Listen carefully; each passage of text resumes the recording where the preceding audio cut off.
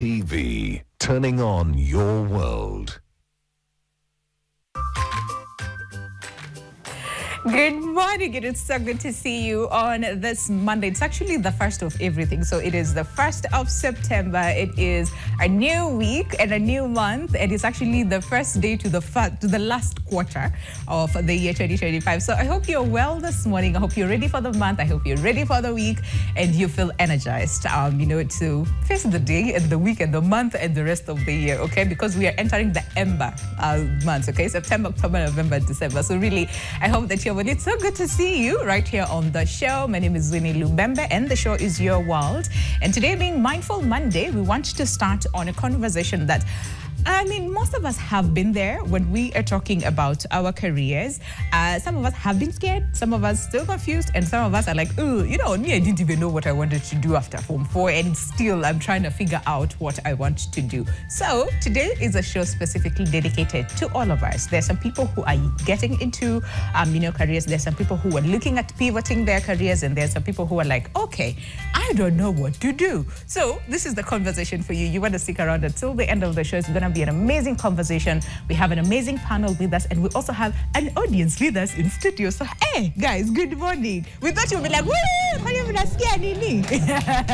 it is so good to see you guys. We have an amazing audience, like I said, and also, our guests are already here. So today I'm alone because we usually start with tradition. So I'm doing it alone today because Mix is on leave. But on my immediate left, we have Margaret Ngu, who is a certified human resource management professional. Good to see you. Good to have you. You look amazing. How are you doing? Thank you. Good to see you too. I'm doing well. Karibu sana. Karibu sana. Good to see you on the show. First time, right?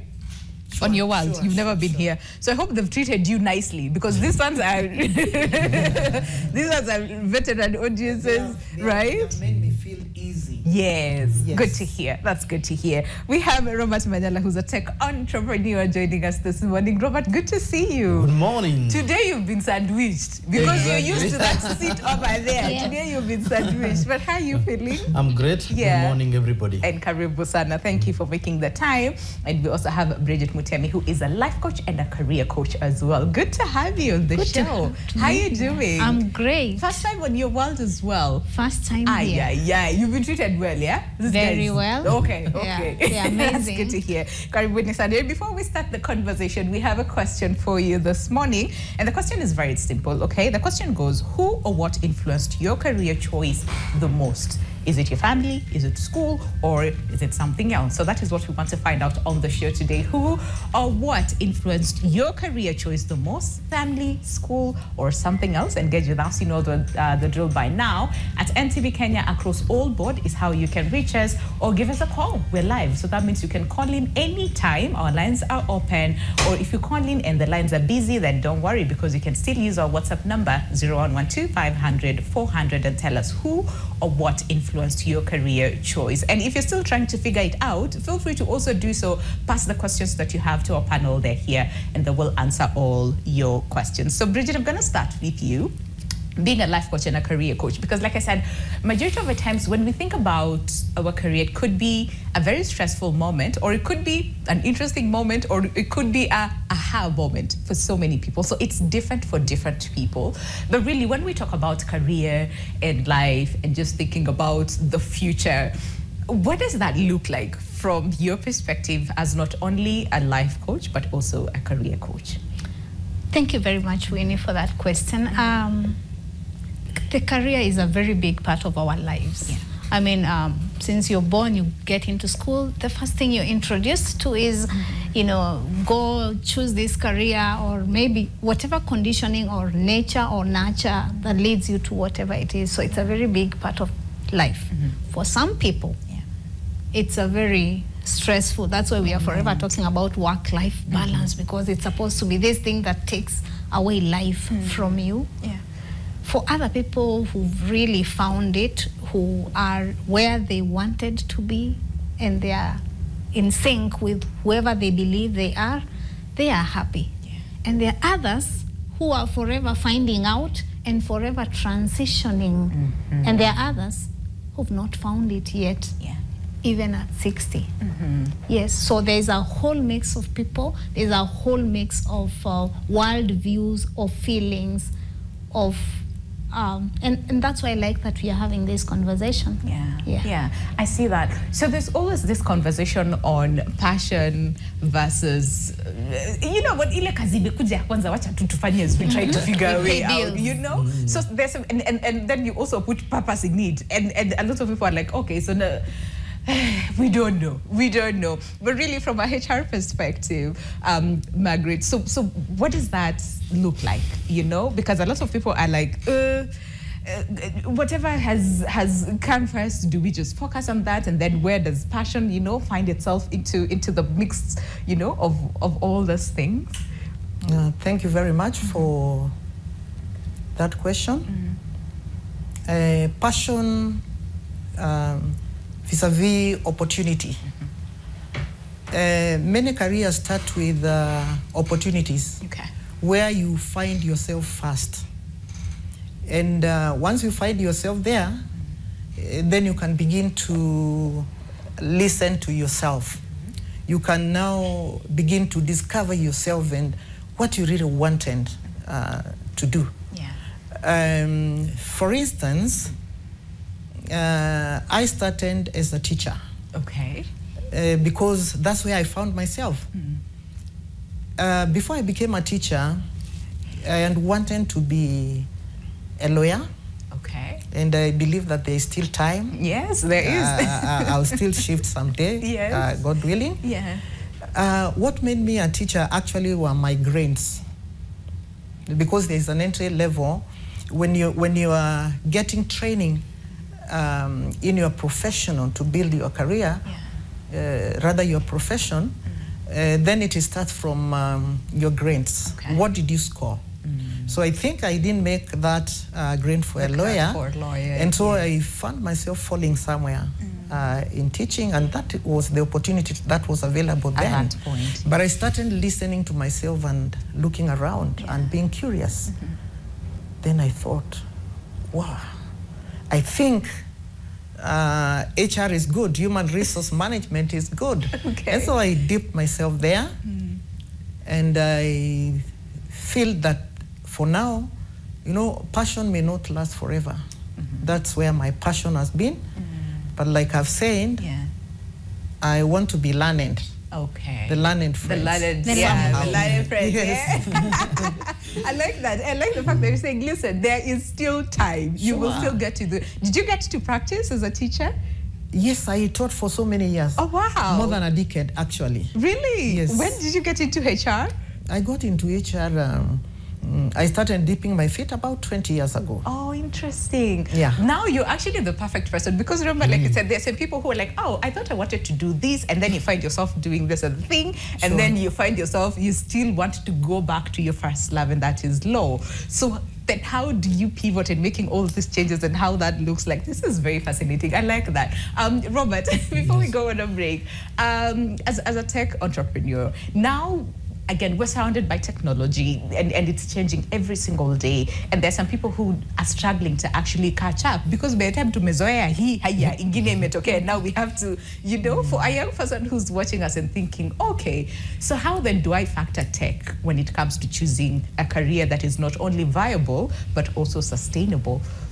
Thank you so much. Ladies and gentlemen, I know in many years, people went to different courses because of three things. One, because of environment, where you are.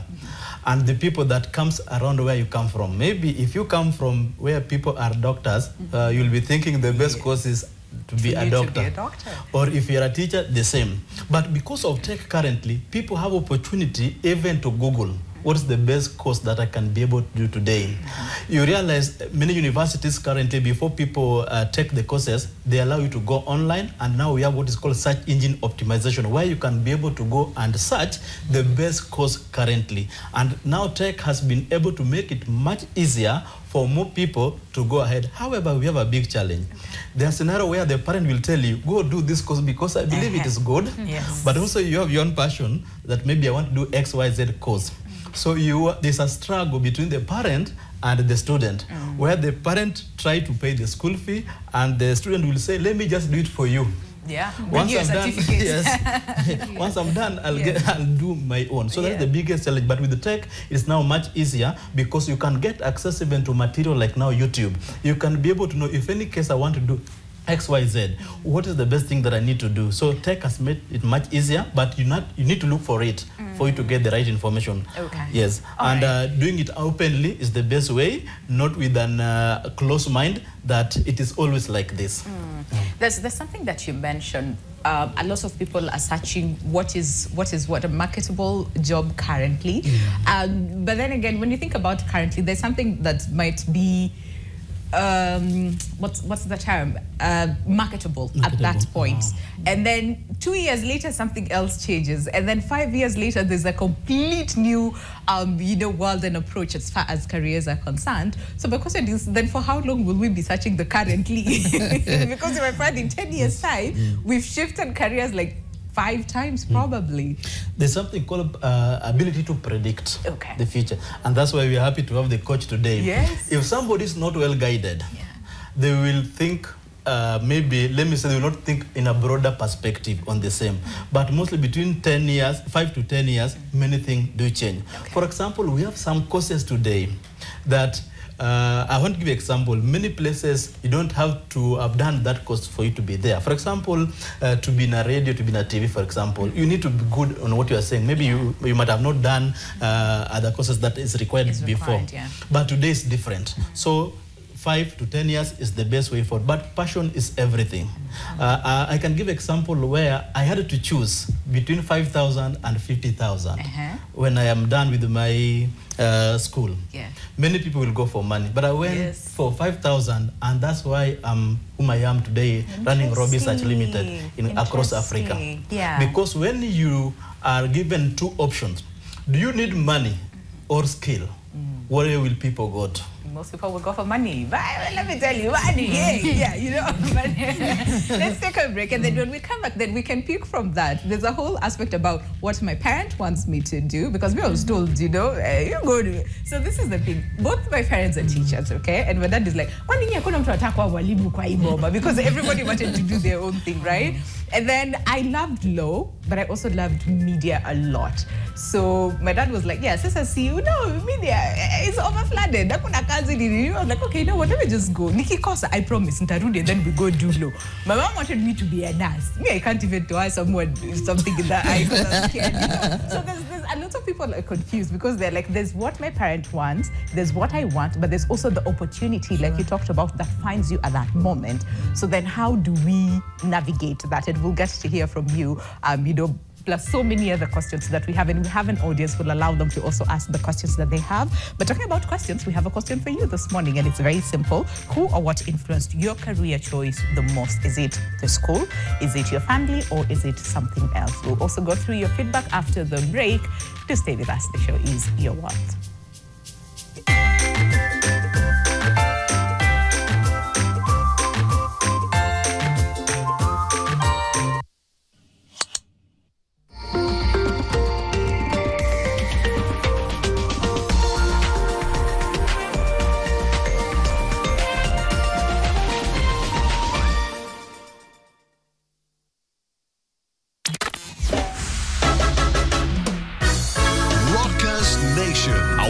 Sons and daughters of the Most High, as meantime, enter the big bird.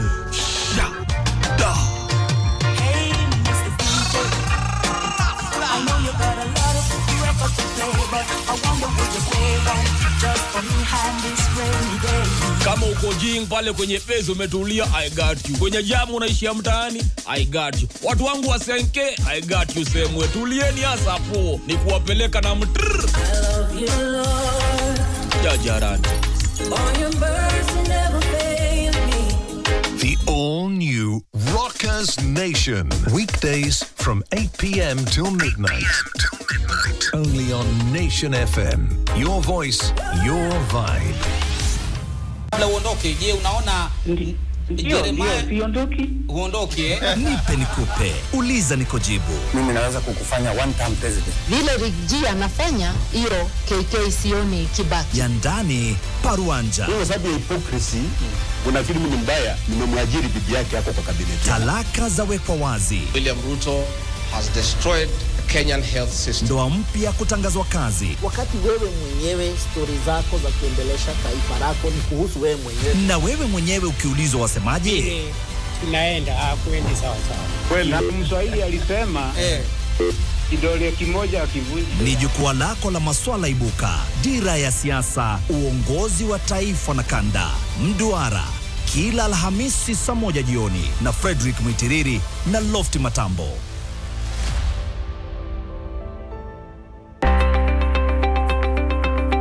This week on the Elevate Show, the role that the mother plays sometimes is not determined by whether there's somebody else, whether they are there every day or not every day, whether they show up or not show up. When people want to part ways and their children in between, we are reminding each other that you and me can find alternatives. These children can find another mother, can find another father. We should be considerate because of them. But you as a person, as resilient as you are, how have you probably over time been able to build a thick skin? There are 3 entities you can never lie to. Okay. God, the devil, and yourself. But we're also looking at this conversation from an angle where society has raised this conversation around, having a single mother or where's your dad, are they present, and all of that. This Wednesday at 9:30 p.m. only on NTV. Tumeona mkono wake Bwana.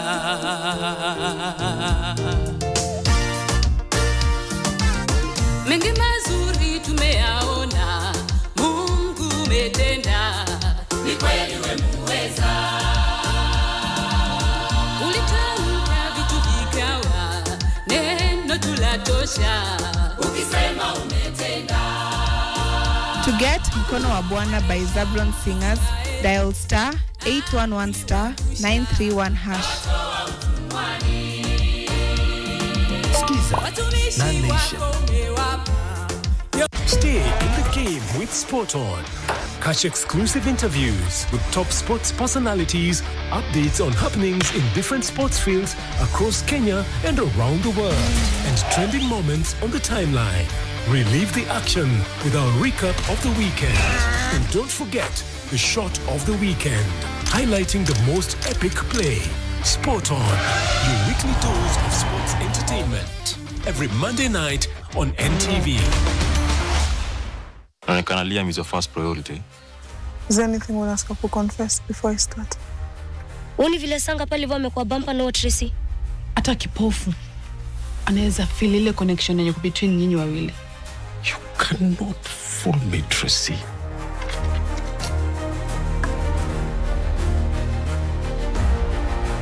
I have to handle it by myself. I'm alone. So kulingana na wewe, what's stopping me from having you arrested? Because I'm so sure you're in my room.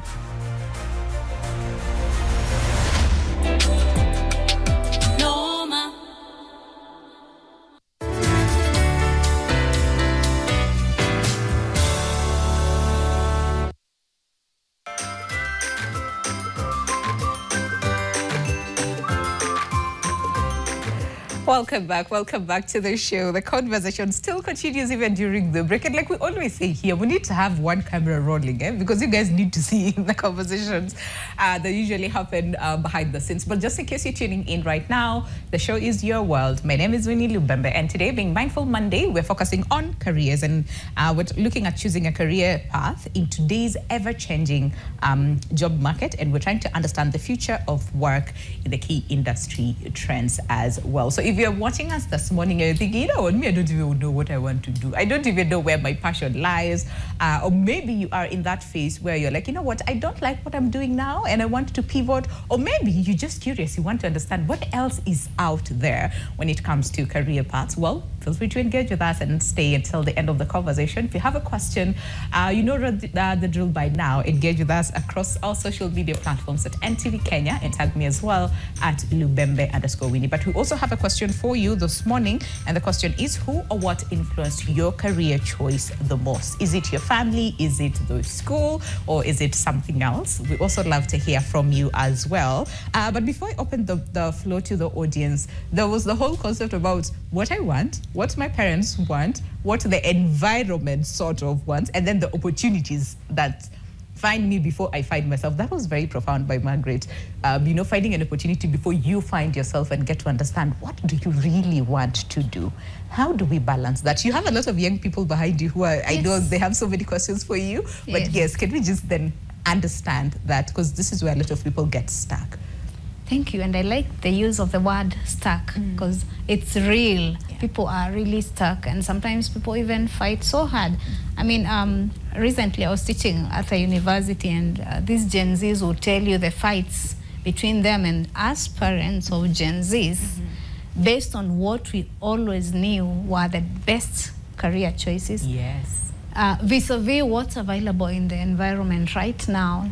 You know, me as the quote-unquote old school, believe in engineering, and that's what, or the lawyer I never got to be. Yeah. I want my daughter to be that or that, because I feel like my time is gone. You are my lawyer from the time he's 2 years old. Yeah, they break a cup. Don't worry, you're a lawyer. You're a lawyer. You will bring 7. Yeah, you'll buy several cups, so there's not a problem. So you're actually conditioned from a very early age by parents. Now, what we are doing, especially in life coaching and when people are talking about career, we want to start from very early. And I like CBC personally because of the fact that people are becoming conscious of what the world is like. And the first conversation we hold is parents. To let go and believe that you don't know everything. You know, our parents believe they knew, and nikisema unaenda kufanya sheria, you must. Times have moved and we do not know everything. If my child walks today and tells me, I want to do this, robotics. I had a conversation with a young lady before who said they wanted to do robotics, and the mother was like, what the hell is that? What is that? I mean, utapata kazi wapi Kenya with your robotics? Long story short is that girl has a job in the US with a company, and they do designing the robotics to smile while they deliver packages. And the mother would never have imagined that. So sometimes we want to hold this conversation with the influences of these young people, of people making choices from the very earliest age. First of all, to know we don't know, that there could be people who might know a little more than us. There is a chance that the Gen Zs know a little more than us and know that we don't know. So maybe we could even listen and let them make those choices. Now, as to who is supposed to influence your career choice, whether it's your passion, what's available in the environment, we usually have a formula. It's not just random, this is just what I found. Now, if you find so many people depressed at work, you'll get what is available. But what about depression? Of course, you'll be calling us very quickly for us to start doing you some little motivation, because now you can't find it because of what you chose. Now, there is a formula. One, what's your passion? I like what he said. Passion is very important. But then it must match with what you know. What are your skills? And 3, what is the world likely to pay for? Because if you're passionate about it and you love it, and the world is not paying, you're just entertaining yourself. Yani, where unajifurahisha tu. That's just a hobby. So if you find this mix, this balance between those 3 at the earliest stage, and also be agile enough to change with the times and not to be scared of technology, to move with it, use it as a tool to enhance that which you know, then I think you find it. You'll find it. Again, let's not use our education as a limiter. We also use our education as, because I did actuarial science, I must be there in actuarial science. Suppose actually along the way you realize, I realize I can bake very well. I like the story of the KFC guy. That guy tried a lot. A lot of things. And when did he start? Finally establish the KFC? Right. Probably at the age of 65? Yes, 65, Yes. yeah. So I like that she says that she'll be a lawyer. Yes. There's no time. There's no limitation. Yes. You can't be limited by what your parents want, what degree you did, or the course that you're pursuing right now. You can always change. We are not limited. Our education system and our papers are not supposed to be a limiter. They're supposed to open us up to flexibility, to availability, to the world. You actually talked about being open-minded about the opportunities that are there. Even when you're searching, what is the most paying job right now? It might be the most paying right now, but then again, a few years, it will be like the least paying. So also be very open-minded when you're thinking about your careers. You talked about passion as well, and a lot of people would say, I don't even know what my passion is. And how do I find it? There's a formula. We'll come back and understand the formula. But Margaret, I want to hear from you. So over the years in HR, what is it that you've seen? Because, like you said, a lot of people are sometimes depressed because they found themselves in those jobs they don't like. It's what is paying the bills. And they're like, now what to do? Because angalia economy, if you quit now, unaenda wapi? So what is it that you've noticed amongst so many, I would say, professionals, both young and experienced professionals? And what are some of these conversations that are happening, say, among them when it comes to like their careers and the choices that they made? Yeah, that's really, that is very, very practical, and that is what is happening right now. Let me just use an example of a daughter that I have. Okay. I hope she's not listening. She told me just the other day that I'm going to leave. And I asked her the question that you have asked her. Unaenda wapi? You are leaving for where? But all the same, career requires, I agree with the coach. Skills. Yes. We have the skills. We have the knowledge. Skills and knowledge will form about 20%. My experience in HR, handling both, I'm a CEO now of professional examinations body called HRMPEB, Human Resource Management Professionals Examinations Board. I'm not advertising because you may charge me. But what I'm saying is that knowledge and skills, 20%. Okay. Attitude, 70 to 80%. Meaning that attitudes can be changed to turn something which was cold and boring to be very interesting, and you have passion for it. When I started teaching, I thought that I would leave in a week or 2 or 3. Then I found myself there several years. Okay. Then I told myself, any day could be your last day. Will you be found, whining there? Oh, I don't want this job. My parents forced me. My grades. Yes. You develop a passion. Okay. So by the time I left, in fact, I was wondering why I left, because I had learned to love my job.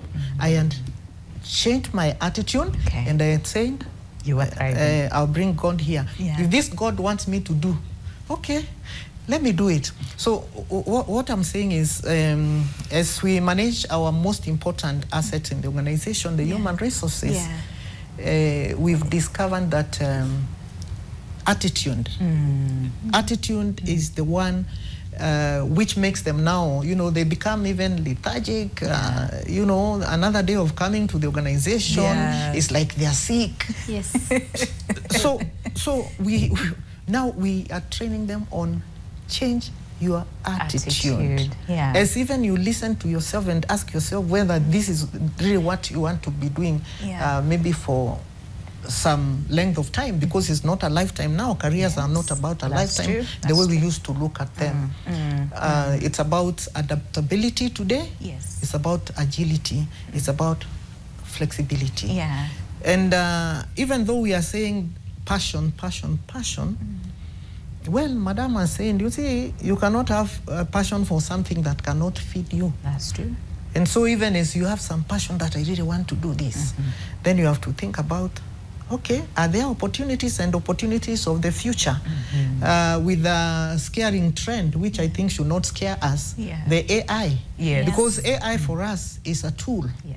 And so the most successful in their careers will be those who grab this AI, let it be a tool that helps you, if it is in HR, if it is in coaching, if it is, you know. So that scare, I think, is fading away because we have realized what a tool AI is and what it can do for us. So my take is that I think passion, you may not be born with passion, my belief. You may not be born with passion, but you can develop that passion by taking things positively and wanting to develop yourself, to grow yourself, to expand yourself, so that every day you are competing with yourself, you are not the same, but you are better than yesterday in whatever field you have chosen. Multi-fields, you know, now careers are not linear.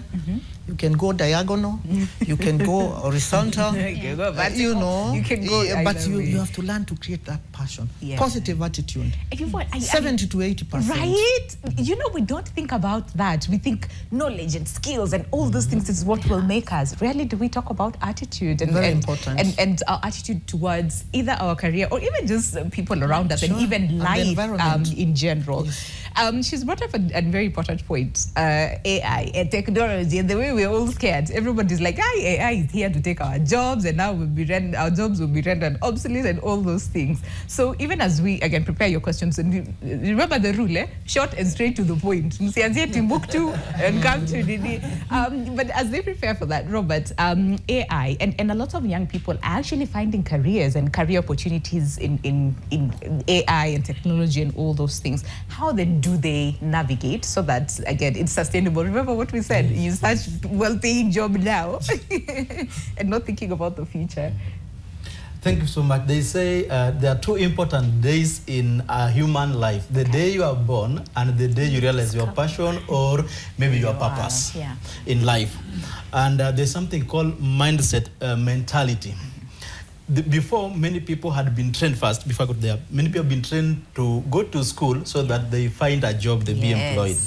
But the current one, where we are saying, first you need to change the mindset that you are going to school to be a solution provider, not just a job seeker. That's why we are, in Kenya, we have so many people, but only 10% are being absorbed. 10 to 20%. Where will the other 80% go to? So that's why we are telling people now the mindset must be there of creating opportunity instead of seeking for job. For example, if maybe I've done what is called maybe sales and marketing, can I go and approach a company and tell them how I can add value to them? I can be even consultant even before I do anything else. If I did agriculture, can I go back at home and talk to my village mate and tell them, we don't have to do Skuma Wiki like this. This is whatever we need to do. And out of that, I will get money on the same. So we are trying to convince many students, even going forward. Sometimes I get so many interviews, even when we open many branches like now, Robbie Search Uganda. But if you ask somebody who have done IT, do you know anything? That this is only what the teacher told me. So I stopped at that level. And that's the big challenge currently we have. What has been taught again is what you can be able to do. And now that's why now we bring AI and technology. A teacher might not teach you many things, but they will give you a guidance on what you are supposed to do. For example, how to develop a website. Now you do an interview to 10 people, and out of 10, only one person knows how to develop a website. As a CEO, who will you pick? Then number 2, they say you'll be hired for attitude, but you'll be trained on the skills. So we look at, are you able to at least do something? Do you have positive attitude? If I go and tell you, go do research on how to do X, Y, Z, are you willing to do it? Or you're saying, no, the teacher did not tell me about that one, so for now I cannot do that. So because of technology and AI, somebody can do research, become more equipped, so that by the time you're looking for you're going for interview, you have something to say. Biggest problem, many people are looking for job, and people say there are no jobs in Kenya. Let me tell you, there are billions of jobs in Kenya. Only reliable and somebody who can go beyond is the problem. You will be employed because of the skill and the CV, but you'll be retained and maybe move to the next level because of performing or even going beyond the expectation. She has said that sometimes we have people saying, I will not be available tomorrow, so many leaves all the time. Those are things that employer look at. Are you reliable? Are you loyal? Can you go beyond? There are people in this country that they're not good, but because they are good in specific areas, they have good attitude. They are still being promoted every now and again. Somebody completed school a few days ago. He's your manager. You have been in that place for many years. And then you start getting angry. What are you offering? So they can use technology to research what the employers need to make sure that they add value. This is a big challenge, and I will want to advise many people today. If any case the time has reached for you to be given more salary, many people have a challenge. They say, can you add me maybe 20,000, 50,000 salary? But they will never tell you what they want to add you also. And that's why many people fail. So I even encourage people, you're going to look for a job. Say, I'm looking for 100,000. In exchange, I'm going to bring you X, Y, Z. Then you will excel. Many jobs are being terminated because somebody is not giving the value. And you can use technology to research on this. You can work with a coach to tell you so that you are digitally fit. I like that. I really like that. Why? Haya, mumesikia. Haya, ulizeni maswali. Who wants to go first? She wants to go first. Mikey Coco, do you have a question? Haya, you ask your question and then you will pass the mic to her. Good morning. My name is Steve Mugo. My only concern would be, we've talked so much about job opportunities. We're saying jobs are there and all that, but I think there's one issue that we are not addressing, and it's an issue that is a bit rampant with, Gen Z, as you guys are saying. There have been so many cases online of bosses coming and saying, walikuja Monday kazi, Tuesday they had already quit. Huyo ameitwa interview Monday, akasema niko ushago, nitapatikana Wednesday. Thursday. And now my only concern is, I feel like the older generation never set a ground on what to do and what not to be done. You go to a place where there are bosses that are a bit mean, and some are even taking matters into their own hands. But because huna kazi, you don't have any other means of livelihood, you're like, ni sawa tu, nataka niingie kazi 10 hours, So now, how do we break these? I don't want to call it a generational curse, but it could be at some point. What do we do so that we can we can interact, and create a cordial environment for the older generation, the Gen Z, the boss, and us who have something to offer, So yeah, that's just my own concern. Okay, lucky we have a HR boss kwanza hapa. So yes. So Margaret, will take that. Yes, I will. Okay, all right. Go. My name is Faraj.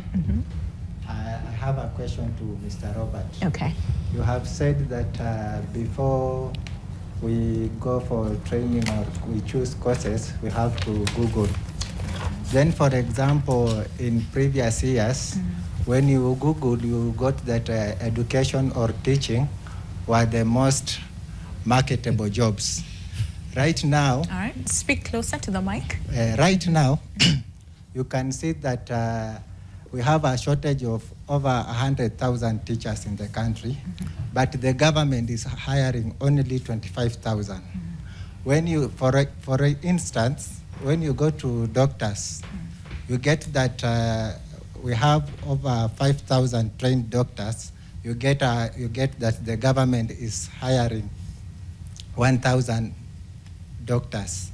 So how can we tell the other generations to be motivated in choosing the marketable jobs in the country? Okay. All right. Thank you so much. What Timbuktu nimewaona. Alafu mnadidi. Hi, go. Start with your name. Good morning, guys. Good morning. I'm Brenda. Okay, I have a question and a concern very shortly. Okay. And my concern is about there's something you've mentioned. Like me, my passion has been in media since I was very small, yeah? But I've done marketing and sales. Okay. Simply because I was being told, hey, media, where's pata, where's Omahi? So I've been doing marketing and sales, but my passion isn't there. Yeah. And my question now to the Madam HR, kindly, like now when Gen Zs, they are very fresh in the market from school, yeah? But you see, unaona mtu akona, someone has very big potential, they will apply, but kuna mali tunaambiwangwa experience. Unaambiwa ukuwe na experience of around 10 years. Sure. If HR maybe mnaweza consider there, because there's so much out here. Yeah. Like experience hatuna, yes, but practically mkitoka kwa ground tutafanya kazi. Amtakwit na school hili like he said. Bora tusipigiwe kelele sana. I like that. All right. Okay, she has a question. Just pass on the mic to her, and please, speak closer to the mic and short and sweet. Consider it done. Okay. Good morning. Good morning. My name is Sophia Wawero, and I'm so happy to be here. I know it's short and sweet, but I would do it injustice if I didn't mention what Bridget said about actuarial science. I am a graduate of actuarial science. It's amazing. She didn't even know that. Yeah. And after that, I did sales and management, leadership. I decided to leave corporate and focus on happiness, something very out of this world, and now an author. I will show you my book, Why Celibacy, the latest book out here, and that shows how diversified we are. Moving on, short and sweet. To Coach Bridget, my question is addressed to her, because how I got to know about her is when she was working on the strategic plan for Happiness Society of Kenya. So how is that, and how does it intertwine and get to be a tapestry on a career path journey? Why is happiness so critical to you that you are paying much attention to it at this level? Interesting.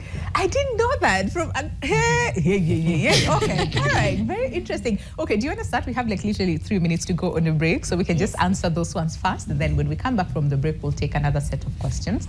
But yes, do you want to go first? Yes, I will definitely want to go. Okay. I would want to respond to, I feel Gen Zs when they talk, personally, because of two main things. One, I am a mother of a Gen Zs, so I feel your pain. I'm here with them looking for jobs and disillusioned and feeling like we let them down. Sometimes I want to take the beating and accept, yes, we are letting you down. Reason? One, we gave you unrealistic expectations. Soma, so many I came from the so many vijana, and then baada ya kusoma mtapata kazi nzuri sana. And then you're here, I see them churned out of our universities in numbers, and I see all those graduation parties, flowery, and you see this graduate, and oh my God, where are you going? Yeah, don't celebrate too much. But you see, I want happiness champion, Yes. So there is I like the response the International Labour Organization has done to this problem.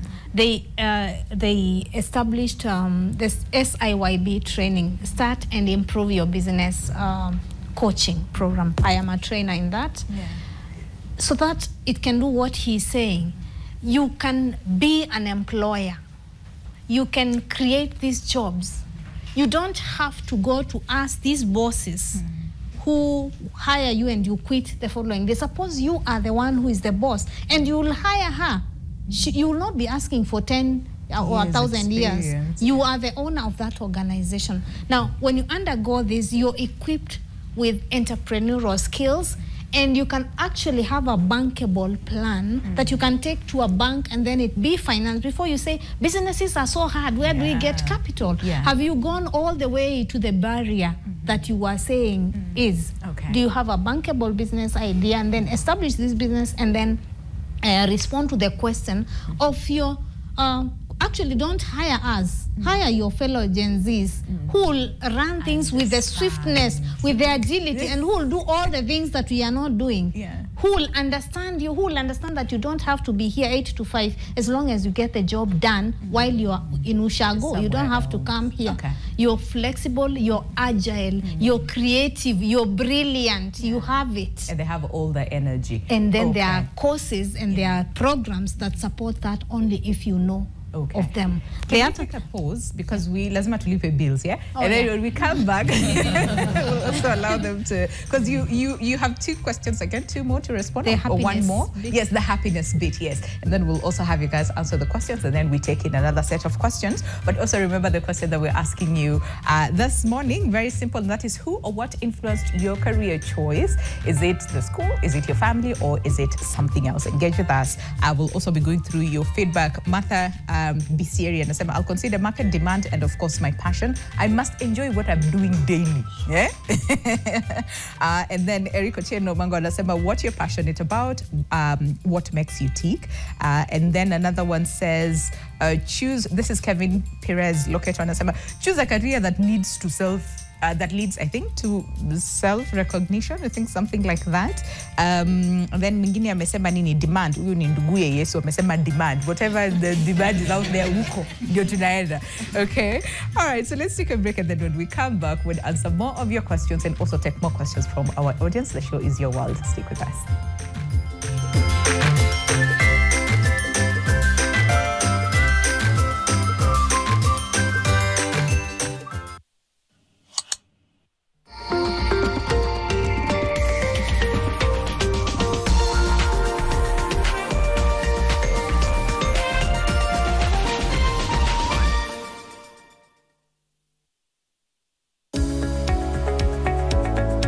This year, Kenya has requested that our existing tariff book, the rates within them, be stayed in favor of lower rates. For lithium-ion batteries, we need those for electric vehicles. Another example would be rice, and that shows up every year, makes it to the list. The concept of origin is very critical in international trade. We have preferential rules of origin, and then we have non-preferential rules of origin. Usually international trade is largely done by containerized means. A lot of it comes by ship on containers. And it's not always the case that small businesses in particular, so that's micro, small, medium enterprises, will be able to fill up a full container.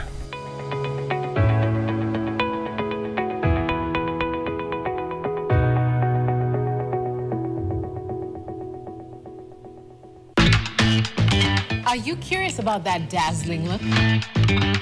How do you define beauty? And how to dress elegant, glitz, and glamorous.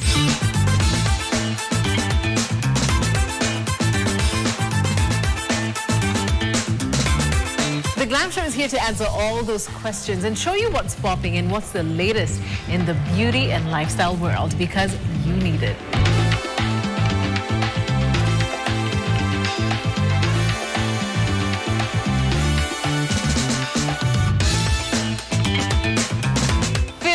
Look your best and fall in love with Into the Glam, only on NTV.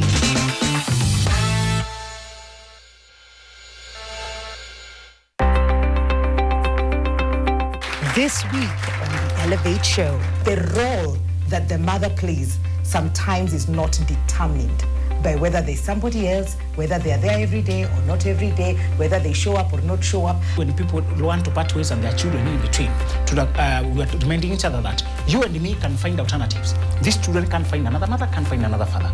We should be considerate because of them. But you as a person, as resilient as you are, how have you probably over time been able to build a thick skin? The 3 entities you can never lie to. Okay. God, the devil, and yourself. But we're also looking at this conversation from an angle where society has raised this conversation around, having a single mother or where's your dad, are they present, and all of that.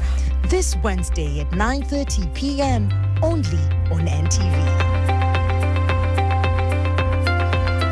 Tired of endless scrolling? Say goodbye to the chaos. Introducing the all-new Business Daily website. Experience seamless navigation. Immerse yourself in a world of more videos and more podcasts. Discover more with our enhanced home pages. Engage like never before with our interactive tools. Join us and elevate your reading experience today. Business Daily. More possibilities.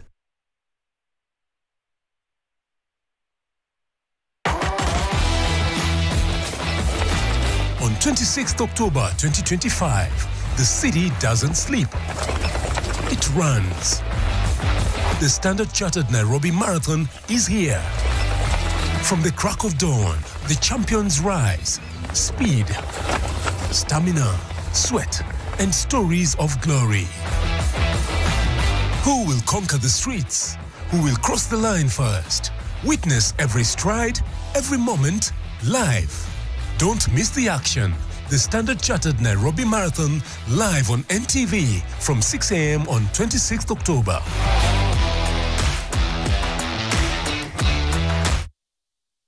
I mean, I know you're feeling frustrated right now because you don't know how to pay your bills. Just relax. Mark 11:24. Therefore I tell you, whatever you ask in prayer, believe that you have received it, and it will be yours.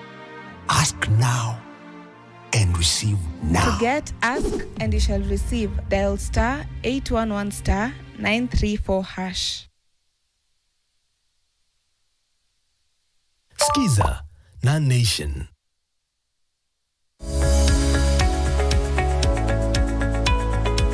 One of the things, besides doing transmission lines to definitely connect load centers and also reinforcing the grid, what KETRAC was also focusing was in terms of connecting to our neighboring countries. Kenya being a member of the East African Power Pool with 13 other countries, we are currently building a new national control center that will be able to, again, modern, will be able to run both the system operation, bring more renewable energy into the grid. So it's works in progress.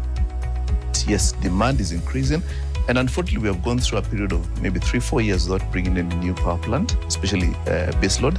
I know there's been a couple of wind and solar, but unfortunately our peak occurs after sunset. We are in a point where the spin in reverse, the reserve at peak hours is actually very, very small, even sometimes actually is negative.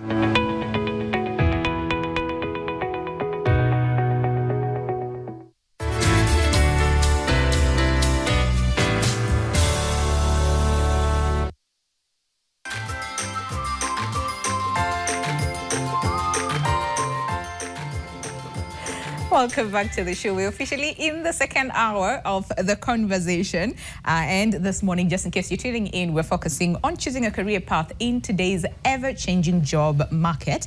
And we're trying to understand the future of work, and especially when it comes to the key industry trends, okay? And we have a question for you this morning, and the question is, who or what influenced your career choice the most? Is it your family, is it school, or is it something else? So on Facebook, a number of you have a lot to say, okay? So Falme KE and Asema, if someone influenced you, then you live a copied life. Playing with mud to build houses for grasshoppers got me in a civil engineering class when I was in love with medicine. Okay, and then this is Malaka the socialist, who says financial and social background, and then Starboy and Asema plumbing, ambitions and non-flooded markets of the coast. So kama it's not flooded, uko ndio tunaenda. And then another one, this is John Makesa, who says financial status at home. And then Rama John anasema, my parents, a teacher, but I was not enjoying it at all. I quit and now I am doing well in my farming business. Look at that. And then Kamau on Facebook anasema, family, after seeing the struggle at home, I decided to fold my sleeves and work hard. Mary Calvin anasema, I influenced myself. And then James Otieno anasema, the government. Yankee KE anasema, school. And then Javan Joe anasema, my mother. Okay, but keep sending in your feedback on the question of the day, and that is who or what influenced your career choice. But I'll come back to you because there's the happiness, Nini, we need to really understand, because I'm very fascinated. And then the formula you were to give us on finding your passion for those people who are like, first of all, what is my passion? I don't even know it, okay? But Robert, there was a question for you on tech, and then we'll come to Margaret as well and answer, I think, 2 questions were directed to you. Sure. Yes, yeah. But Robert, go first. Okay. So the question was that so many things keep on changing. How do you ensure that at least they choose the right course and the one that can even stay for long? I will want to give example. There are so many forums that currently are available to continuously educate people on what is changing. For example, I've seen the one for national media many times, the Skill Set Africa that they always do at KCC when people are just about to graduate. Through that, you realize they invite speakers who will come and tell you what is happening. Because they say the best way to die faster is not to get more knowledge. Okay. So if you decide to close yourself outside and that you don't need more knowledge, it is very dangerous. So we urge people like that they can always get to know what is happening every now and again, because it is really changing. Remember, we have technology. So we had people like, let me use people who used to work with the typewriters. People who are not willing to change when there was introduction of now technology, Microsoft Word and all that, they had to go home and they lost their job. But because of agility and willing to change, they were able to go back to school. They were able to learn even now this, let me say, we call them packages. And now they're able to still serve in whichever place they were serving. That is basically what's happening. So things will change. But how do you embrace technology in the current world to remain relevant, not being fearful of it? Because ideally, let me give you an example, the challenge many people go through. When a boss introduces something new, and they realize you're the one who is fighting it, so it becomes a challenge. But when they realize that you're the one embracing it, you get promoted faster on the same. And it's a secret many people do not know. So the best thing is to understand what your boss needs, what your institution wants, learn it faster, be the very first one to do it. Then you'll remain and survive forever in whichever job you are in. All right. And you mentioned the how. We want to understand that how, okay? Because a lot of people, and especially like you talked about the older generation, will say, we were told, go to school and do all those things. They'll be like, ini mambo ya vijana, easy.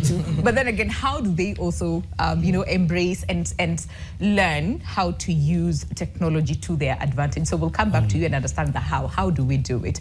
But 2 questions for you, Margaret. Yes. I'll start with the one from Hugo on, I will call them cross-generational barriers. Where in the organization you have the old, the middle-aged, and now the young. The young could be the millennials and the Gen Zs. Their values are very different, their tastes are very different. What we are doing about that is we are developing what we call diversity and inclusion policies. The policy guides us to treat everyone the same. To appreciate diversity, to appreciate that the way I reason is not what these young people reason. It's not the way they reason. But at the end of the day, have they delivered? If they have delivered, so let it be. Again, we are coming up with flexi-time policies. I work for a government institution, and the government is at a very high level gear on flexibility policies. Because government institutions should apply policies across, but of course there's this discretion of varying here and there, but within confines of, controls. Because life is about moderation and control, and everyone needs to be controlled a bit. I mean, and especially the young people, right? They need to be controlled a bit. so that they become better men and better women. Better men and better women is not about the way they dress. The way they dress and the way they are, we've already accepted that. I think we can't do much about that. They are just living at their time. Yes. Okay? Yes. But I think now we are thinking about performance. So we have policies that ensure that these people are understood, and we are looking at what they are delivering to us. After all, we need them. Okay. They are actually the leaders of today, yes, not like tomorrow. Not so tomorrow. we have policies to protect that. Now, on the second question about this experience, you are asking the young people experience, and they have just left maybe college last year. Now you are asking for 10 years experience. I think if you look at the way adverts are going now, even in government, you know, government sets the trend, and then the private sector follows those trends. You can see that we have stopped, many times we don't pronounce the age. Okay? Young people, what I can advise from my perspective of being in HR and even having recruited, and even recently we recruited a human resource officer, and she's very young. Okay. She's very young. I will not say her age here, but she's less than 25. Oh, wow. And she's my HR advisor because she's the secretary to the, we call it the HR advisory committee that advises the CEO on the decisions to make about HR. And I believe in her, and even when we were recruiting her, I looked at her and the way she answered the questions and the way she carried herself. She doesn't have much experience, but I said, she can learn. We have an obligation to mentor and coach these young people. So young people, look for a mentor. You can come to me. Yes. Look for a look for a mentor, a coach, so that you are. Then there's something.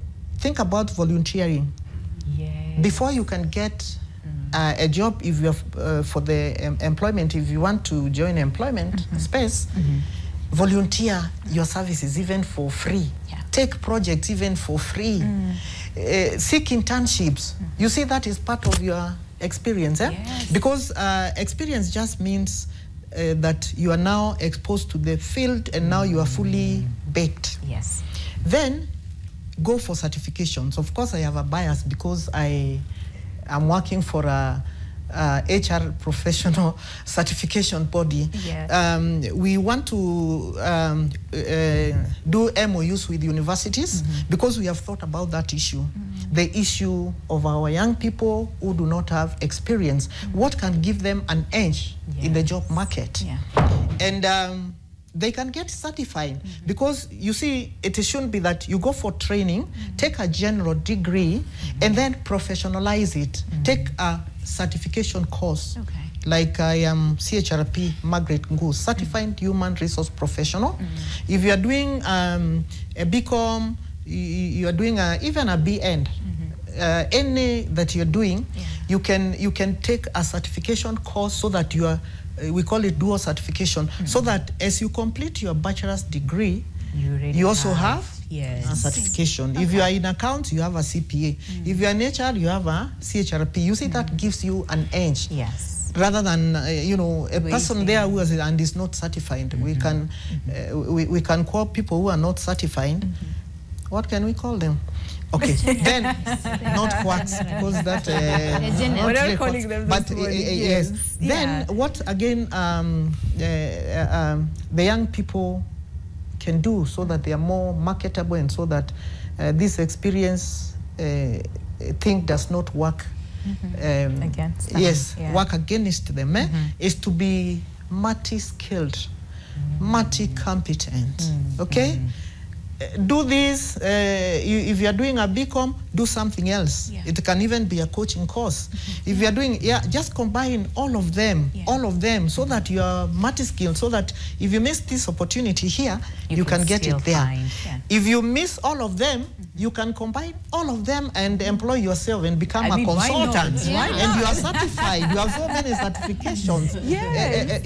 So there's so much you can do, but I just want to declare here, the way HR is going now, we value young people, and we are not discriminating much against them, but let the young people also prepare themselves for the market, get certified, I like that, do these courses, and so that you are fully baked, offer your services even for free, because that way you are building yourself and you'll get there. I like that. And even looking at like 10 years from now, I want to believe things would also change in terms of what you're looking for. Remember how we thought skills and knowledge and all those things is what we need, and then you're telling us no, career, I mean attitude, 80% of that. Everybody's like, hiya, okay. And then I want to believe in the near future, because now we're looking at the soft skills, emotional intelligence, something that we didn't even think about, in the previous year. So we'll come back then to you and understand. So in the next 5 years, in the next 10 years, what are some of the skills that HR would be looking at? But by then you'll be a lawyer most likely, Once a HR orders a HR, happiness, right? And also the formula on then finding your purpose and understanding who you are very shortly, and then we open the audience, the floor for questions. Okay, there's someone who made a comment on Facebook, one of the comments that you've read, that they would want to do that which brings them joy. At the gist of everything everybody is doing what they think is the quickest route to happiness. Even our chief happiness officer the other time was saying, even if you see a truck driver and he's cutting in the line, he's thinking about the quickest way to get to the destination that gets this delivered, so he's paid, and then he spends the money being happy or doing whatever it is that he wants. You are all here thinking this is the best place you would have been to be at your happiest, among all the other things that you could be doing. And so career and happiness are very tied. Those people who wake up and are miserable at work before they develop the passion that she was talking about is because they've not found the dance between that career and your joy, so that now you're waking up and you're so sad. It's Monday morning, oh my God, traffic and everything, and that you're so sad, and it deprives you of every happiness. You can develop a passion so that you love this that you do. I happened at one time to be in such a situation where I was I trained as a teacher. I started as a high school teacher. Teachers in transition. Do we have a teacher in training up our audience? Yeah. No? Okay. And then quit teaching when people, that was about 18 years ago. That's when I left. And then joined the corporate sector, worked, left, joined government, left. I've been doing a lot of things and transitioned a lot. Part of that transitioning has told me about the desire for happiness, for fulfillment, for doing that which resonates with you. At some point I'm a people person. Teaching was my first love. So being in front of people, being in front of an audience, impacting on knowledge is what is natural to me, is my passion. Now, I was at some point working in the back office in charge of cash and stock as a cash and stock supervisor in a corporate. And I was literally depressed. I felt like there's this gray blanket covering over me. And there's a time I even remember leaving my car in town, not remembering that I drove to town and take a taxi home to find your car missing and you're about to Depression at the workplace is real because you're doing something that doesn't tie in with what you love. But when I come out and talk to people, even in customer service, engaging with, I come alive and I feel happier. And so then, to the formula. Because this is tied to the formula. What is it that when you do, time seems to stop? Because that's one way. What is this that when you're doing, you're so natural and engaged and you can do this forever and you feel so good? Because that's one way. And then the other question is, you say there are people who are not even passionate about anything. Is it possible to think, if you're religious, you follow whatever, that there's a reason why your maker or whatever you believe is responsible for your existence here on earth put you here? And then just we take people through deep breath work then so that you can connect with your You stop thinking with your logic. You go to your heart and start thinking, why am I here? Why am I part of this grand creation? Why did God decide that his creation was incomplete until I was there? That's just how important you are as part of that creation. Now, when you think that way, then there must be something you are here to do, and that which you flow naturally as you do. So what is that? What is that? I feel good when I talk to people and help people with advice, and that's how I became a life coach. I was taken through this whole process myself to do that. I've done all the certifications. I like the ICS, I'm Institute of Certified Secretaries, SIYB, ILO trainer, all those in addition. Combine all of them and become this powerhouse of a life coach that will be talking to you about your career, your feelings, your emotions, and how you connect with yourself so that you are more fulfilled human and live 4 things. Alone, happy, healthy, wealthy life, which is the ultimate of what every human is seeking. Thank you. I like that. I really like that. Maybe connecting and finding self. What you say about the experience, maybe what we can advise other people to do, because of technology, people are now copying CVs. So when you are sent CVs, they look nice, but when you meet the person, it's like the CV and the person, 2 different people. You are wondering what happened. And now because now people have created, we have created systems that can detect that this person just copy pasted the other person's CV automatically. So sometimes currently it's not even about CV. Now that's why you realize so many HR now use HR softwares a lot to detect many things. So they allow you to go online, apply for a job, and put XYZ, whatever. Once you click submit, there's a way system can be able to detect whether yours is the same with somebody inside among the people who have applied or just somewhere within the internet. So now you realize, because many people are saying we don't have 10 years experience. So what do we do? So we always recommend that at least have some practical skills. It will really help. So when you are called for the interview, be willing to learn. Many people have lost jobs because they were looking at the money. Or they were not willing to give themselves for free. We always say there's a reason for everything. You must allow somebody to be ahead of you in whichever scenario. Now, what I've learned for many years, or what we have realized when developing systems, people have used technology to detect wrong things and good things. So what we encourage people, you might not have 10 years of experience, but can you look for a mentor? Can you go to an event where people of the same maybe course are or career are? You will learn something that one day you can use and you can defend yourself during interview on the same. And finally, when you are doing your school or maybe course, please before you leave, learn to have something practical that you can say, yes, I have not been employed, but today if you give me this, in minutes it will be done. And that's why I love talking about something called turning your passion into money. How can you convert your skills into money? And we are trying to remove this approach where they are saying, I must be employed. You can convert your skills into money. And maybe just to conclude on that, there's a big problem currently we have in university and colleges, and we try to advise this where possible. I believe they will be able to hear and take advantage. Many people have lost jobs simply because of where you're being allowed to go to attachment, then go back to school. Many people. Sometimes you are very good during attachment, and many employers will be willing to absorb you.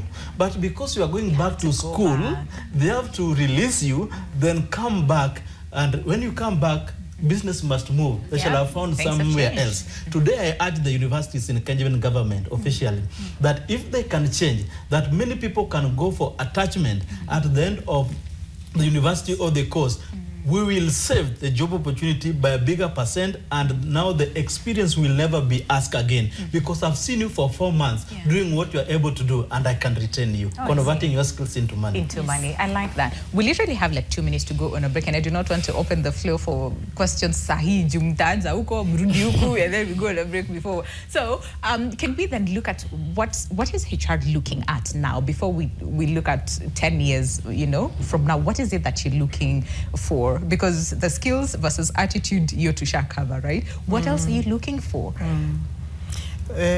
We are looking for integrity and values. Because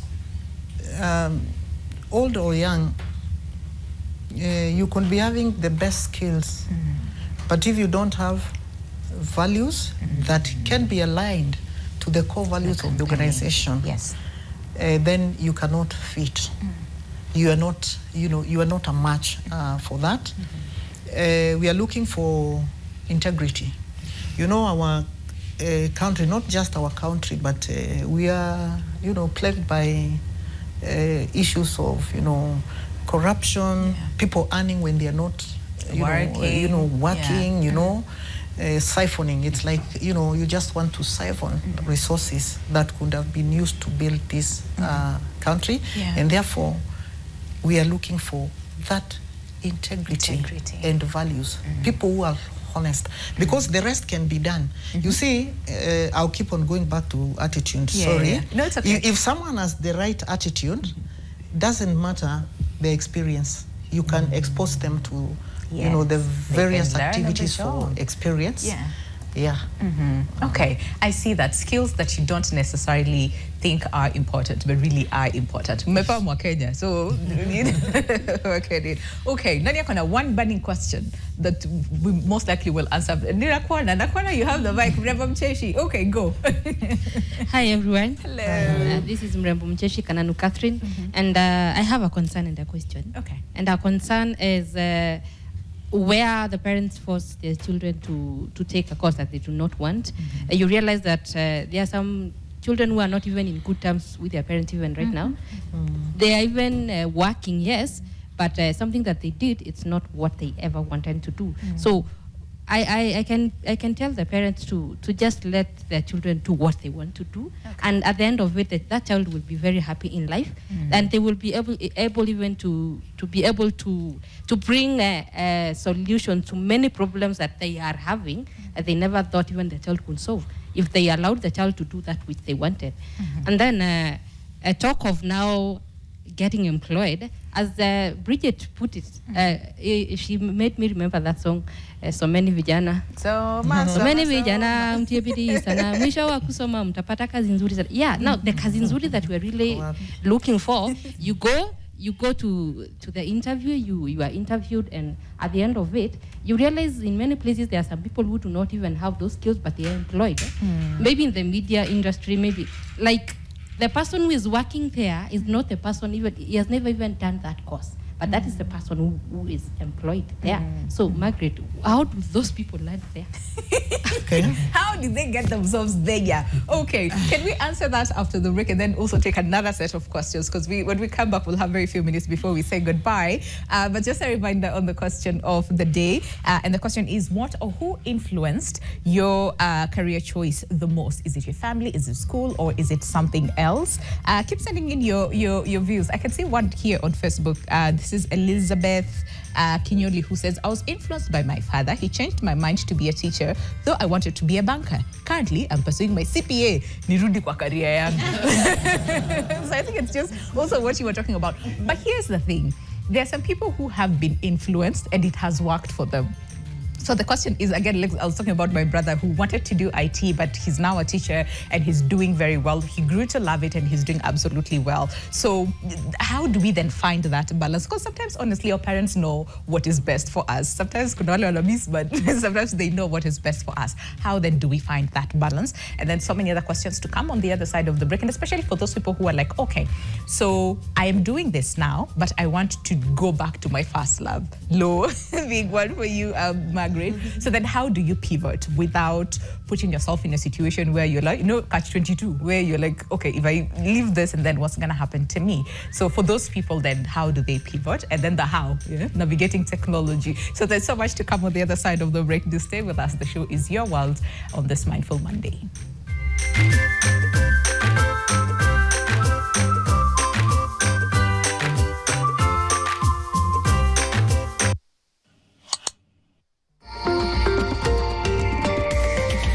Explaining economy in such sort of obtuse terms that we cannot relate with. We're willing to work, we have the certificates and all that, but then the country has no employment opportunities. Unemployment is at 67% right now for young people between the ages of 18 to 34. So at what point do we remove our personal sentiment from the numbers. Get so used to bad things happening that it's so normalized, you start asking for an alternate state. This is The Last Word. Every Tuesday on NTV. I see people every day looking for safe spaces where they know it will not backfire on them if they talk. That is why I, Benjamin Zulu, on behalf of Nation Media Group, invite you on 30th September at Imara Ole Sereni. Whether you are a HR practitioner, whether you are a psychiatrist, whether you are a counselor or guidance and counseling teacher, whichever way you practice mental health, see you there, Imara Ole Sereni. To book your ticket, call Lavender on this number or send us an email and see you there.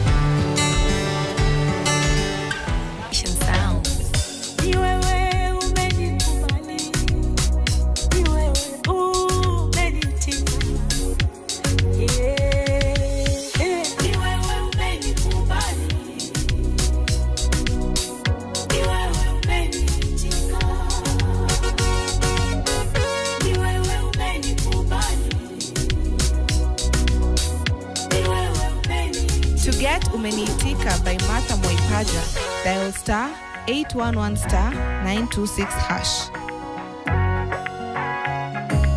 Skiza na Nation. Wakati section 2A iliondolewa, wale ambao walikuwa wanasiasa wakatuambia sasa nyinyi mlikuwa sasa nyinyi muondoke kada. Kwa sababu hata sio kana kwamba tulienda kwa Oginga Odinga.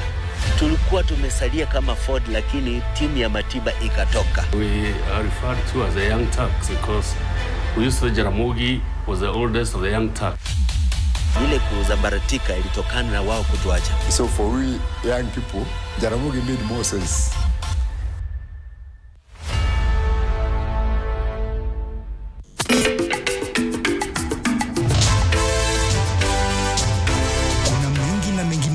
Yanayotokea mashinani. Ndio tumeona maendeleo ya rami hapa Tharaka, hatujawahi ona rami tena. Kwa community tumefurahia kwa sababu hata kazi yetu imekuwa rahisi. Unakijua kinachoathiri maisha ya watu kwako? Mambo ya kwenda kuweka ofisi chini ya hema ni aibu kubwa sana. Mimi nauliza serikali, ni sisi wenyewe tujitokeze tujilinde ama? NTV Mashinani. Kila siku ya wiki saa 12:30. Nikiripotia runingo ipendayo NTV Mashinani. Mimi ni Toby Meso. Winnie Chepkemoi, Brian Zioki, Doreen Magad. Hii ni yako.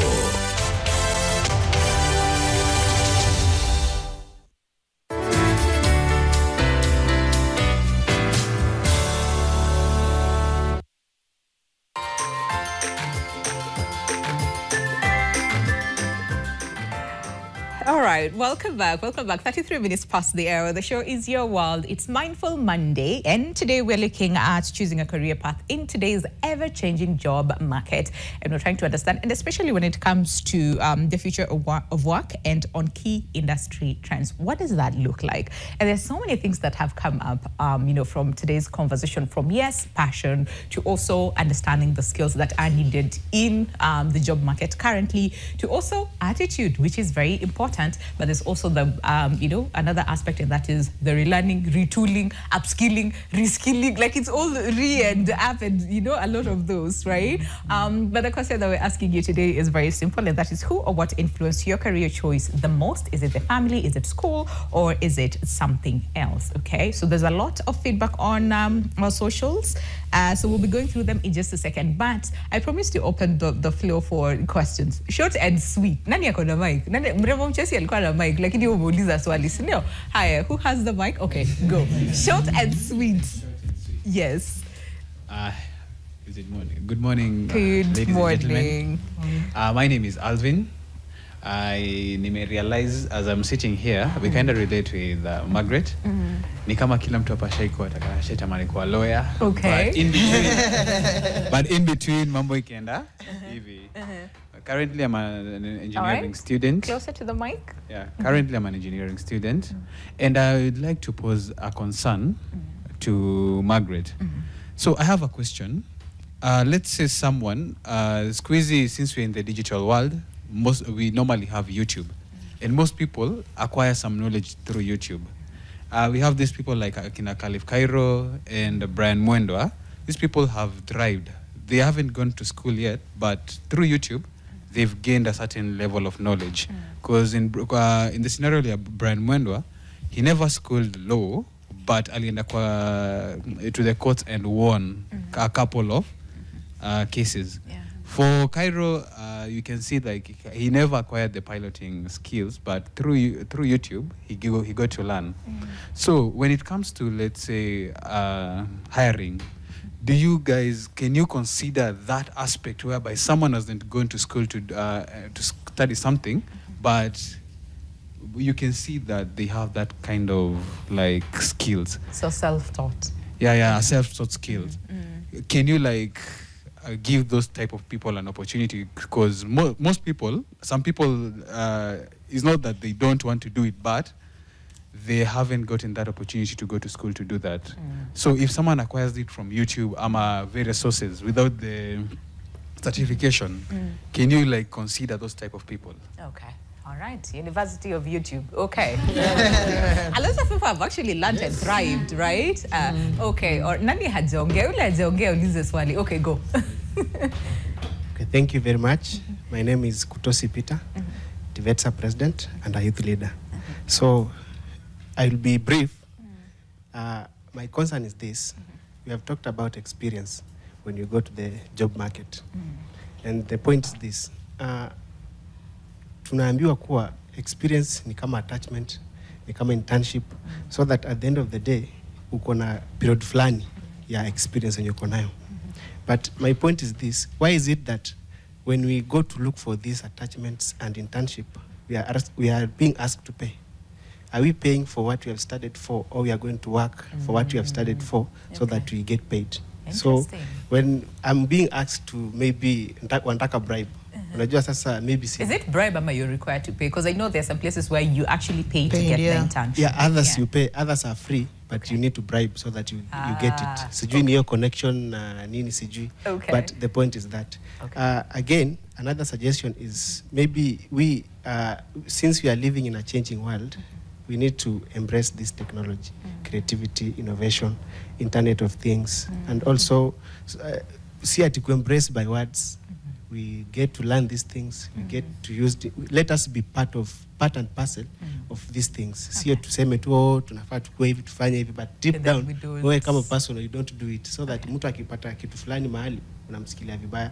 Be the part and parcel of this changing embracing world. Change. I like that. Okay. Nani akona swali mwingine before we answer this one? So you okay? All right. Margaret, how many questions do you have? Yeah, 3. 3. Okay, go. Yes. I'll start with the question on where in an organization you find people that you did not expect in terms of maybe skills and qualifications, that you went for an interview, maybe 100 people, and you feel like the person who was picked, they required a bachelor's in maybe just a bachelor's in commerce, but they don't have the bachelor's in commerce. How did they land there? Well, there's something we call equivalence. Okay. You see, we say a bachelor's in science, in this and that, or equivalent. Now, how to equate that has got very many parts.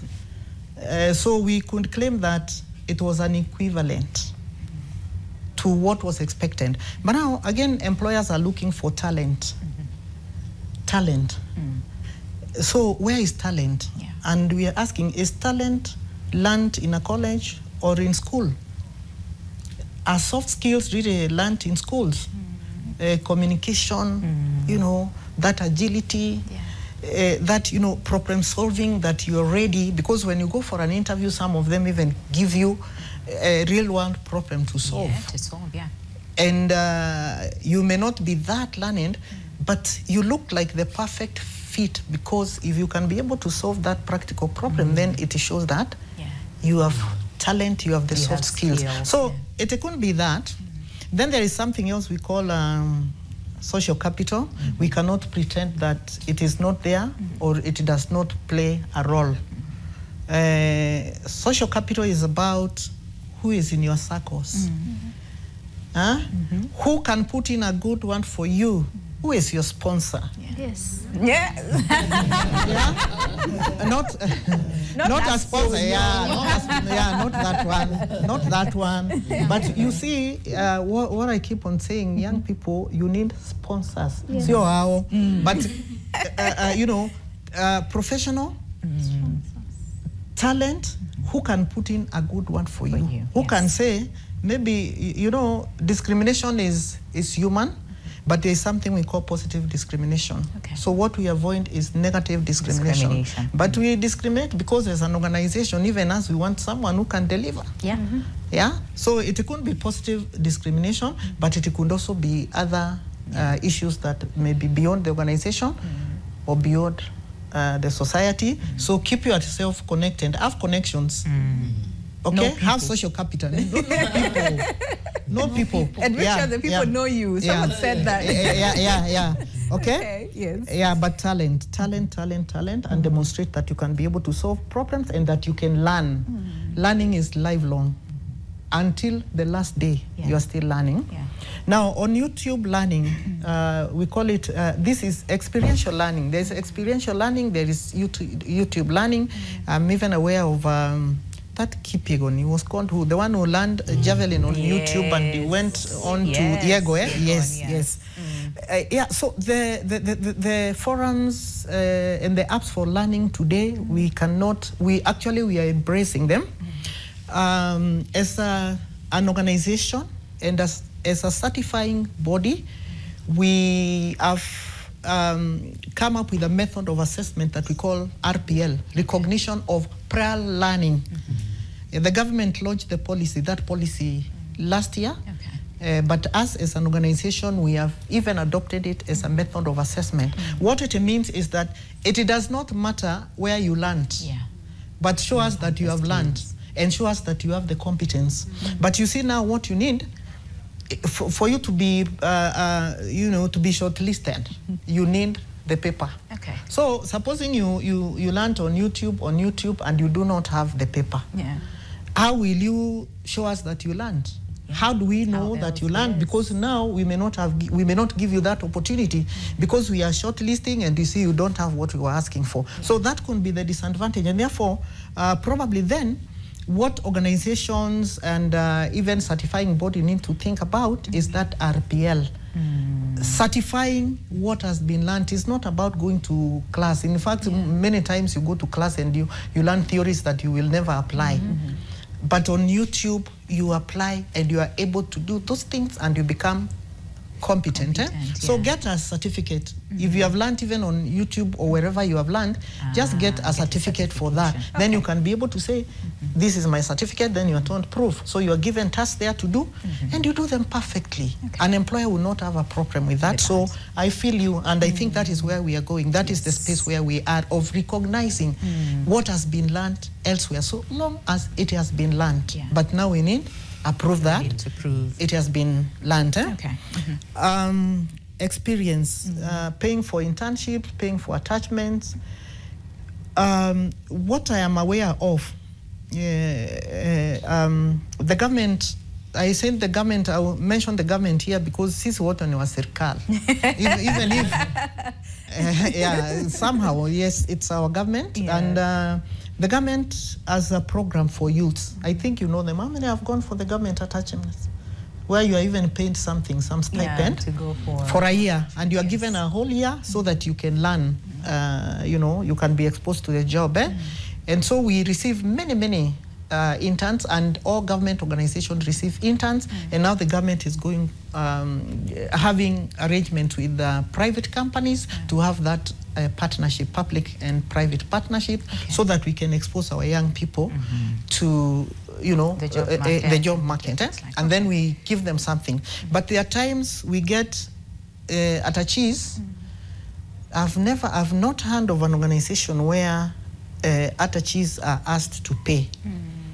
If they are asked to pay, I think then maybe you are paying for the learning.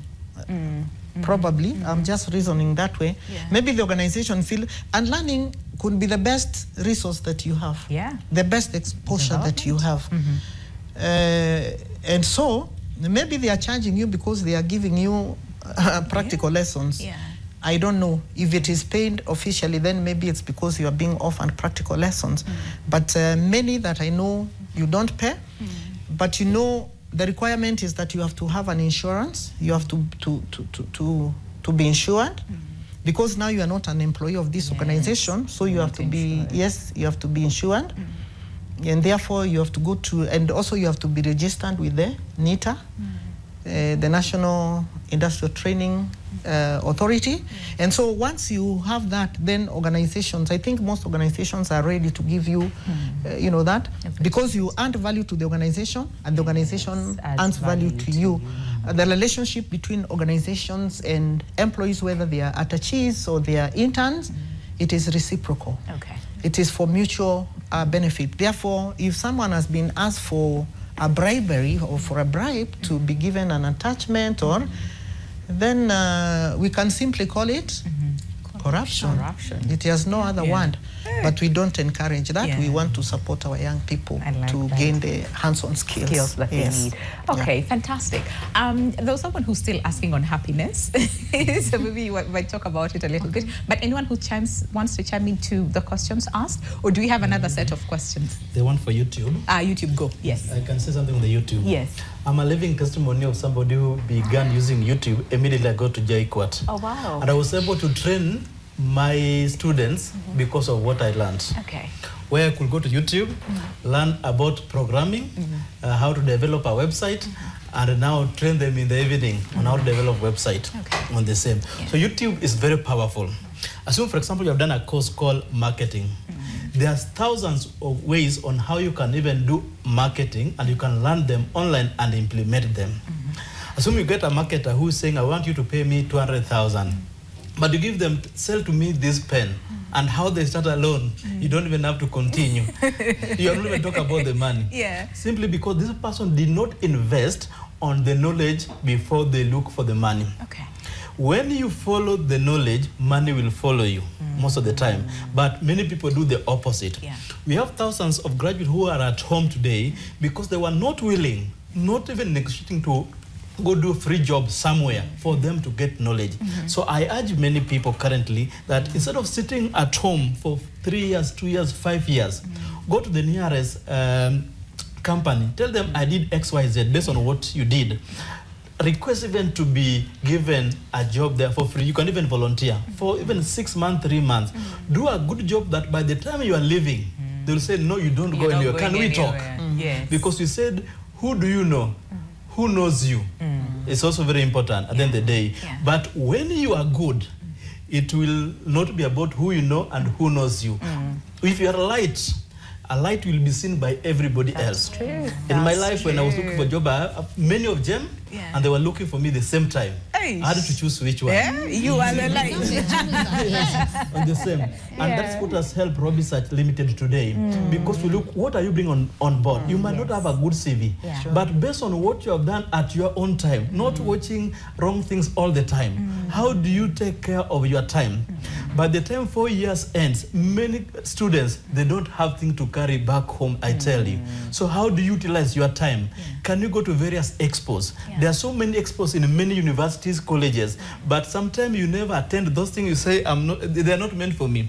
It is until you go to interview when you're being asked, what do you know? And you don't know anything. The way you came in, the day you shall leave. You will leave how you came in. Okay, all right. Bridget, on the whole, because it's a movement in itself, and also how that factors in. I'd want to say in the current job market and even looking at the future, because like we've learned, it's not just about the skills and the knowledge that you have, but also the attitude. And there are so many people who, sorry to say, but they're very sad and depressed, you know, in their current places of work. So why is happiness such a big factor? It is a big factor. Think about organizations. I always like mentioning Richard Branson because of one thing. He has prioritized the happiness of the employees within his organization. Employees that are happy, and anybody, any corporate that is in service industry or whatever knows that if you have happy employees, they are engaged employees. In HR, we call it employee engagement, not just loyalty. That they actually have a relationship with the organization. And because they are the face of your organization, they are likely to treat your clients the way you want your clients treated. Think about this employee who is not happy, the customer service. And then this employee is very annoyed with the organizations. For some reason, you get customers who have some little misunderstanding with the organization, they are fuming in. And the first contact is an employee who is sad because they are sick child who you didn't think, because they're here, they are robots. You don't think of them as humans. We don't consider the people that we are working with sometimes as people as humans with needs that are dealing with something. And so there's a customer coming in fuming about how you have stolen my money and this thing that you're selling me is not working. And this one has a situation that the supervisor did not understand. There's a sad employee or is in a job they hate. This was an introvert in the back office that you're forced to be customer facing. You get that kind of scenario. So this organization may want to invest in happiness of the employees so that you care about them. Then they'll care about your customers and your products, and they'll be your ambassadors. No organization grows when its employees are not your first ambassadors to the world. They're the first contact. I wanted to chip into the conversation of the YouTube learning, because I've learned a lot from YouTube myself. In addition, if there's anything about happiness, we'll talk about it. I can talk about happiness all my life. I'm in the happiness industry. And I want to be happy every day. I want to walk around this life. You insult me and I am very happy and be resilient enough to still carry on. I worked in an organization that gave us stress balls so that when you know how to master. So on YouTube, you can learn so much. There's so many courses, Coursera, where people learn a lot. Those people who've done projects that they can demonstrate, an employer will be interested in that. Social media and has a lot to offer. Sometimes you will know what to do, but I wanted to mention some little bit about social media and how sometimes it can work for your advantage and disadvantage. Sometimes young people, older people, I don't know why we are forever saying young people, because at some point I'm beginning to feel like I need to now attack. Because we also need to learn.